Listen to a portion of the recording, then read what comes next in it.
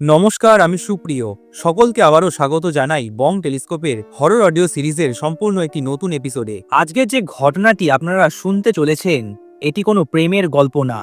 এটা এমন এক ভালোবাসার গল্প যেখানে ভালোবাসা চাইতে গিয়ে ডাকা হয়ে গিয়েছিল অচেনা কিছু।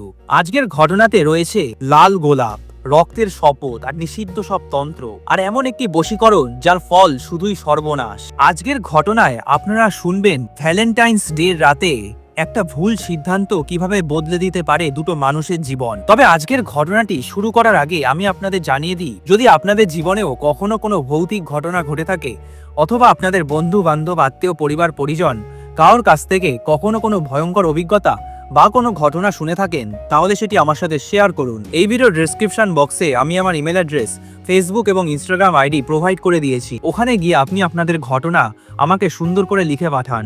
হয়তো পরের এপিসোডে আমি আপনাদের ঘটনাই শেয়ার করব। ফিরে আসা যাক আজকের ঘটনায়। আরিয়ান মুখার্জি কখনো তন্ত্র বিশ্বাস করতো না। সে বিশ্বাস করত ভালোবাসা মানে সময়, যত্ন আর অপেক্ষা। কিন্তু ঈশিতা সেন সেই অপেক্ষার মানুষ ছিল না। 3 বছর তারা একসাথে কাজ করত, হাসি, কফি, রাতে কথাবার্তা সবই চলছিল। তারপর একদিন খুব সাধারণভাবে ঈশিতা বলেছিল, তুমি ভালো মানুষ আরিয়ান, কিন্তু তোমার জন্য আমার মনে কিছু নেই, তাই শুধু শুধু আমার জন্য তোমার সময় নষ্ট করো না। এই কথাটা মানুষ ভুলে যায়, কিন্তু আরিয়ান পারেনি। ক্যাফেতে সেদিন ঈশিতা রুমালটাও ফেলে গেল। স্মৃতি হিসাবে আরিয়ানের কাছে ওইটুকুই থাকলো। ওই রুমালটার দিকে আরিয়ান চুপচাপ তাকিয়ে বসেছিল। মাথায় শুধু একটাই কথা ঘুরছে, তোমার জন্য আমার মনে কিছু নেই আরিয়ান, গুড বাই। কিছুদিন পর একটি রাত, কলেজ স্ট্রিট, চারিদিকে পুরনো বইয়ের গন্ধ। আরিয়ান একটা সস্তা বইয়ের দোকানে ঢোকে। ভেতরে পুরনো কাগজ, ধুলো আর ছত্রাকের গন্ধ। দোকানের কোণে একটি বই পড়ে থাকে, মলাট নেই, পাতাটা হলুদ। কভারের ভেতরে লাল কালি দিয়ে লেখা কাম বশীকরণ তন্ত্র, অপ্রকাশিত। আরিয়ান বইটা তোলে। দোকানদার চোখ তুলে বলে, ওইটা নিস না, ওইটা এমনি একটা কোণায় পড়েছিল। তোর চোখটা ওই দিকেই গেল কেন? ওইটা নিয়ে কেউই সুখী হয়নি। আরিয়ান হেসে বলে, সুখ তো এমনিতেও নেই কাকা, দেখি বইটা পড়ে কি এমন আছে। আরিয়ান ফ্ল্যাটে একাই থাকে, বাবা মা থাকে গড়িয়াহাট। সেই রাতে ফ্ল্যাটে বসে আরিয়ান বইটা খোলে। ভেতরে লেখা পুতুল নয়, তাবিজ নয়, ফুল দিয়ে বশীকরণ। কারণ ফুলে থাকে ইচ্ছা আর কামনার স্মৃতি। হঠাৎই আরিয়ানের চোখে পড়ে একটা অধ্যায়ের নাম লেখা লাল গোলাপ সাধনা। নিচে স্পষ্ট করে লেখা, এই তন্ত্র শেখানো হয় না, এটা নিজেই মানুষকে ডাকে। আরিয়ান পাতায় চোখ রাখতেই হালকা মাথাটা ঘোরা শুরু হয়। পাতার মাঝখানে আঁকা একটা বৃত্ত, আর তার ভেতরে 7টা গোলাপ, আর মাঝখানে একজন মানুষ হাঁটু গেড়ে বসে আছে। আরিয়ান বইটা ভালো করে পড়ে, তারপর সেদিন ঘুমিয়ে পড়ে। পরের দিন সকাল, বাজারের শেষ মাথায় একটা দোকান। বুড়ো হরিপদ গোলাপ গুনছিল। হরিপদ লোকটা ভারী অদ্ভুত। তিনি মায়ের পুজো করেন, ব্রাহ্মণ মানুষ, কিন্তু পুজোর সাথে সাথে ফুলের দোকানও চালায়। হরিপদ অনেক কিছুই জানে তন্ত্রের বিষয়ে। আরিয়ান বইটা দেখায়। হরিপদ এক ঝলক দিয়ে দুহাত দিয়ে ঢেকে ফেলে, চোখে ভয়। তিনি বলেন, বাবা, আমি মায়ের পুজো করি, এইসব জিনিস নিয়ে আমি কিছু বলতে পারবো না, কিন্তু তোকে সতর্ক করে দিই, উল্টোপাল্টা জিনিস করিস না। কাজ করবে, কিন্তু যাকে বাঁধবি সে একা আসবে না। ভুল তন্ত্রমন্ত্রের ফলে অনেক অঘটন ঘটে যেতে পারে, এসব করতে যাস না বাবা। আরিয়ান কিছু বলে না। হরিপদ কাকার কাছ থেকে 10টা গোলাপ কেনে, তারপর চুপচাপ ফ্ল্যাটে চলে আসে। বইটা খুলে আবার পড়ে। বইতে কিছু শর্তবলী লেখা, যাকে বাঁধবে তার ব্যবহৃত জিনিস লাগবে, নিজের রক্ত লাগবে, 7টা গোলাপ লাগবে, কিন্তু কাঁটাটা ভাঙা যাবে না।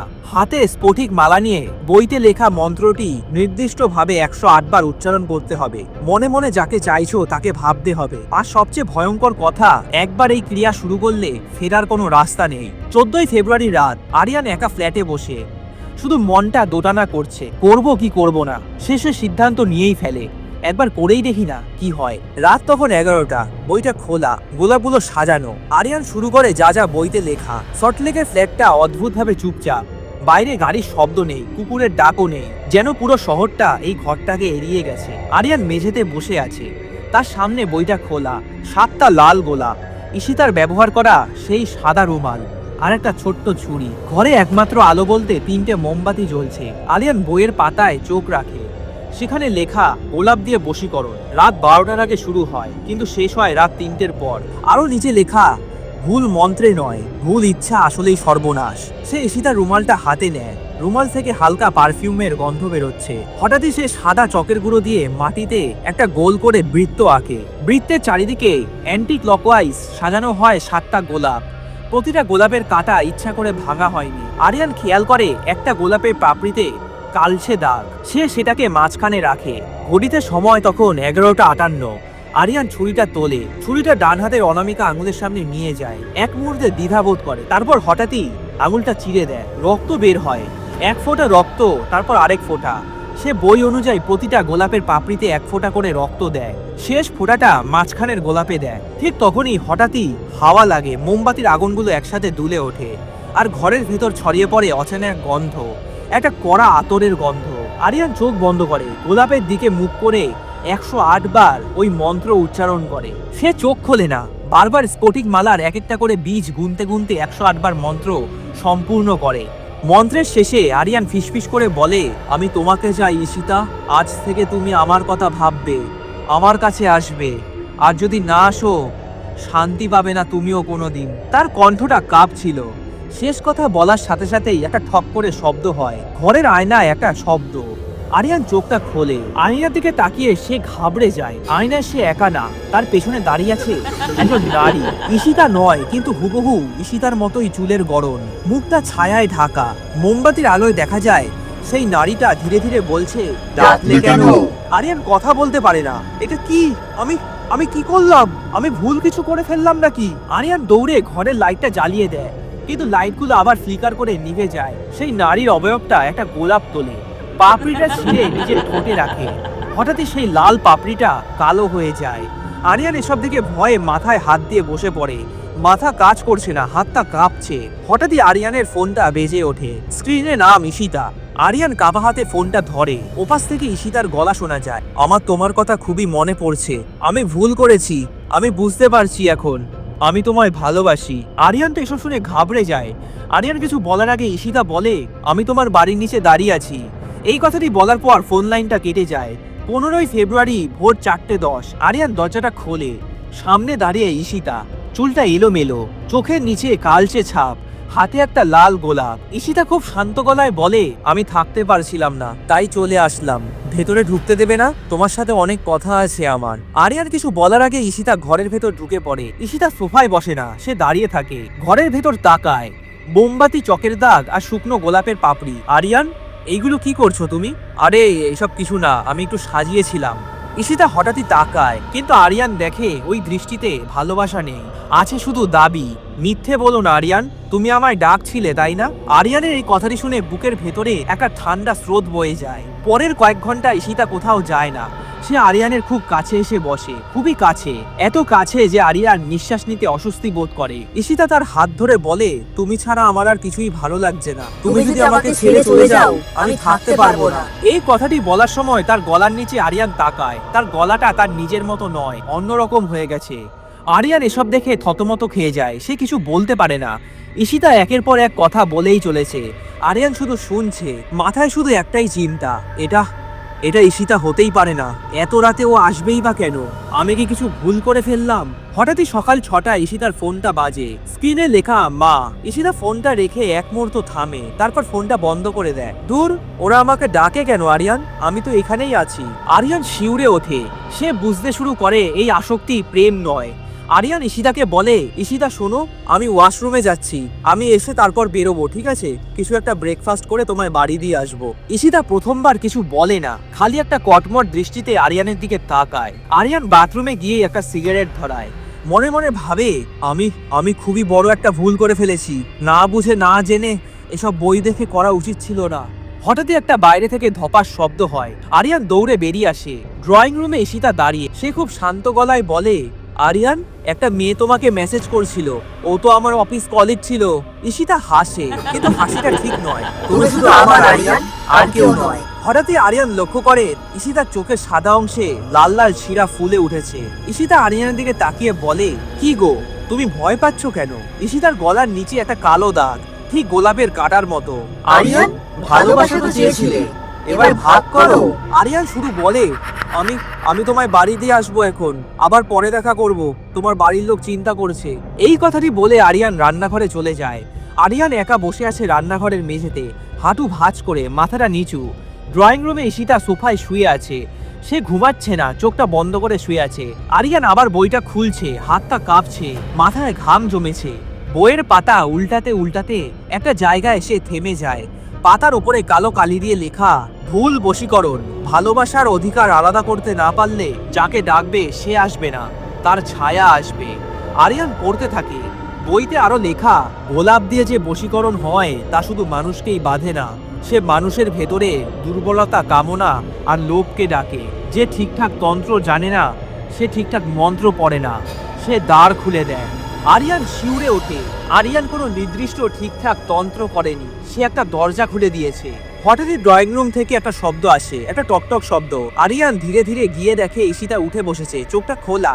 সে বলছে, কি গো, তুমি আবার ওই বই পড়ছো কেন? তুমি ঠিক আছো ঈশিতা? ঈশিতা মাথাটা কাত করে। আমি তো ঠিকই আছি, কিন্তু তোমায় তো ঠিক মনে হচ্ছে না।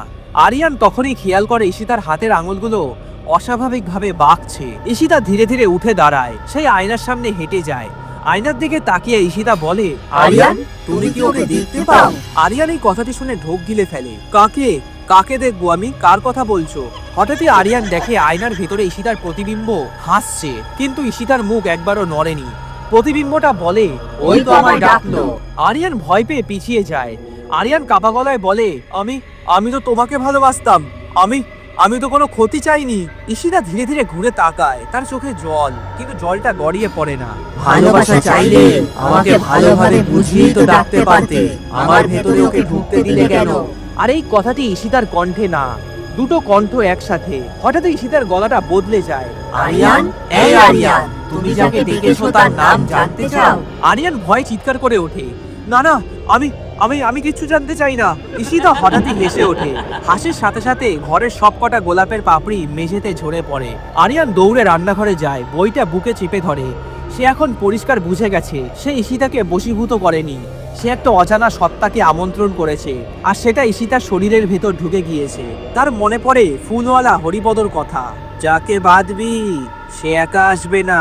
ড্রয়িং রুম থেকে ঈশিতার গলা ভেসে আসে, খুবই শান্ত। কি গো আরিয়ান, আমাকে বাইরে নিয়ে যাবে বললে? তুমিই তো বললে আমাকে বাইরে নিয়ে যাবে। আরিয়ান ফিসফিস করে বলে, আমার খুবই বড় ভুল হয়ে গেছে। আমার একটা ভালো তান্ত্রিক খুঁজতে হবে, নইলে ওকে বাঁচানো যাবে না। আচ্ছা চলো বাইরে যাই, এবার তুমি একটু ফ্রেশ হয়ে নাও। এই কথাটি বলার কিছুক্ষণ পরেই আরিয়ান আর ঈশিতা বেরোয়। তারা সেদিন পৌঁছায় কলেজ স্ট্রিট। চারিদিকে বইয়ের দোকান, ফুলের দোকান, কফির গন্ধ। ঈশিতার চোখটা আটকে যায় সেই হরিপদ কাকার লাল গোলাপের দোকানটার দিকে। ঈশিতা বলে, আরিয়ান, ওই যে দেখো ওই লাল গোলাপগুলো, কত সুন্দর না?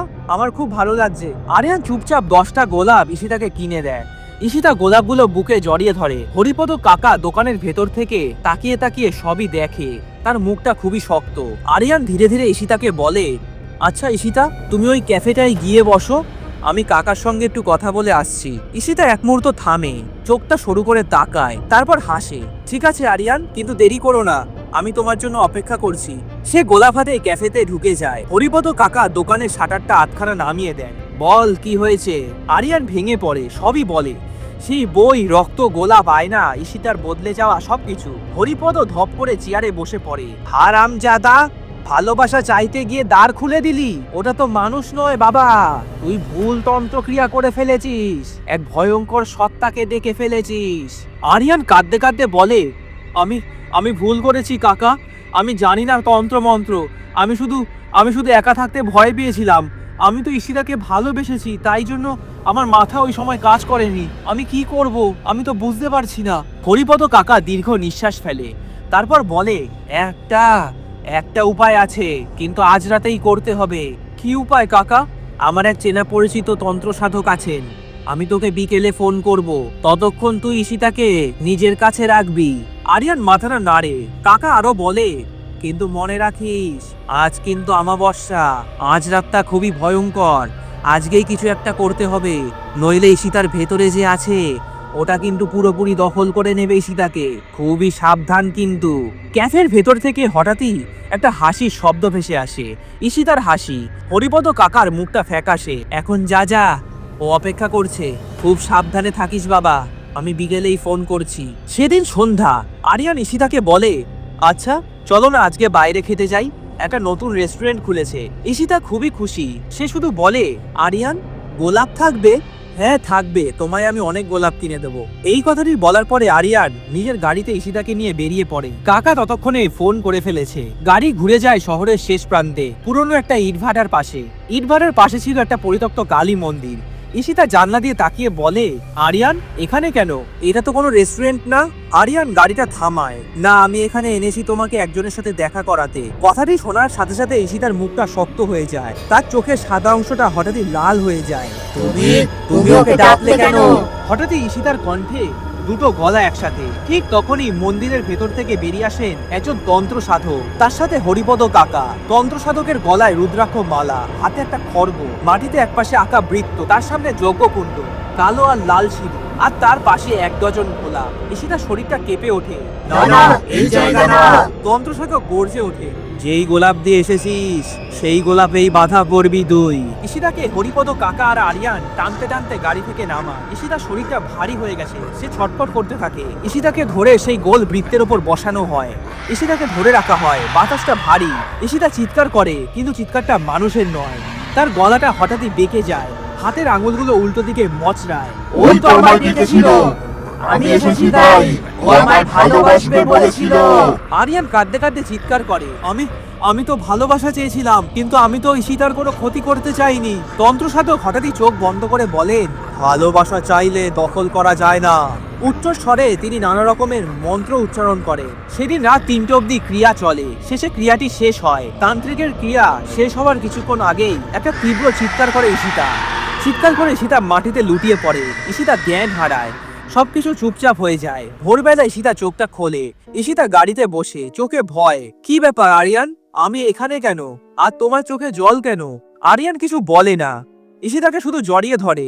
ঈশিতা, তুমি কালকে আমার সাথে দেখা করতে এসেছিলে, তুমি হঠাৎই অজ্ঞান হয়ে যাও। কিন্তু ঈশিতা বলে, কই, আমার তো এসব কিছু মনে নেই। কাল রাতে তুমি এসে আমাকে বলেছিলে তুমি আমায় ভালোবাসো, তারপরে তুমি অজ্ঞান হয়ে যাও। ঈশিতা এই কথাটি শোনার পর থতমত হয়ে আরিয়ানের দিকে তাকিয়ে থাকে, আর দূরে মাটিতে পড়ে থাকে একটা শুকনো গোলাপ, কিন্তু গোলাপটা কালো। আরিয়ানের ওই মুহূর্তে হরিপদ কাকার কথাটি মনে পড়ে যায়। ভালোবাসা চাইলে তন্ত্র লাগে না, ভুল করলে ভালোবাসাও শাস্তি হয়ে যায়। আরিয়ান বেঁচে গেল, ঈশিতাও ফিরে এলো, কিন্তু যে দরজাটা একবার খুলে গিয়েছিল ওটা কি সত্যিই বন্ধ হলো? কারণ তন্ত্রে একটা কথা আছে, যে ফুল দিয়ে ডাকা হয় সেই ফুলই স্মৃতি রেখে যায়। ভালোবাসা চাইলে দখল করা যায় না, আর ভুল ভালোবাসা শুধু মানুষ নয়, অচেনা কিছুকেও ডেকে আনে। আর এই ছিল আজকের একটি ঘটনা। কমেন্টে জানাবেন আপনাদের মতামত, সবচেয়ে ভয়ঙ্কর মুহূর্তটা কোনটা ছিল। আর এমনই আরো বাস্তবের গন্ধমাখা অন্ধকার সত্যি ভৌতিক ঘটনা শুনতে বং টেলিস্কোপ চ্যানেলটিকে সাবস্ক্রাইব করুন, পাশে থাকা বেল আইকনটি ক্লিক করুন, যাতে পরের গল্পগুলো একেবারেই মিস না করেন। আমি সুপ্রিয় ছিলাম আপনাদের সাথে, আবারও ফিরে আসবো একটা ভয়ঙ্কর এপিসোডে। ততক্ষণ পর্যন্ত মনে রাখবেন, তন্ত্রে ডেকে আনা ভালোবাসা ভালোবাসা নয়, ওটা শুধু কয়েক মুহূর্তের মোহ, কিছু সময়ের জন্য পাওয়া একটা ভ্রান্ত ছায়া। আর মনে রাখবেন, একটা ভুল মন্ত্র, ভুল কিছু সিদ্ধান্ত আর ভুলভাল তন্ত্রক্রিয়া সব মিলিয়ে খুলে দিতে পারে এমন এক দরজা, যে দরজা বন্ধ করতে একটা জীবনও কম পড়ে যায়। ভালোবাসা চাইলে ডাক দিও হৃদয় দিয়ে, তন্ত্র দিয়ে নয়। খুব শীঘ্রই দেখা হবে নেক্সট এপিসোডে। ভালো থাকবেন এবং সুস্থ থাকবেন।